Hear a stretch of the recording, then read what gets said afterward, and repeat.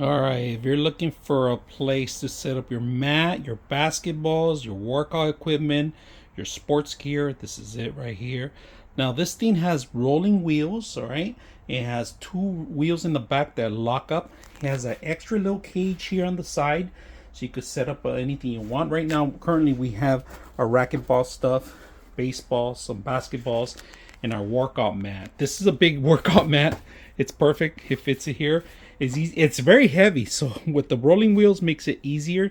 You have extra area here. You can hang things. This is perfect for yoga mats. Any kind of gear that you have. If you're a baseball, softball, even golf stuff, you could put in here. So this is perfect. You could set it up, line it up, and put it together and take it with you. And this is, like I said, you could roll the whole thing out. It took me about 20 minutes to set up. It was not very difficult. Instructions are very thorough.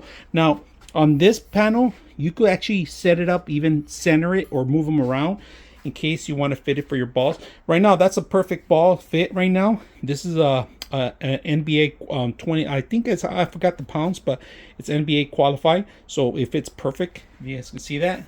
Mat is very heavy. This thing makes it easier to move around. You're going to move from place to place.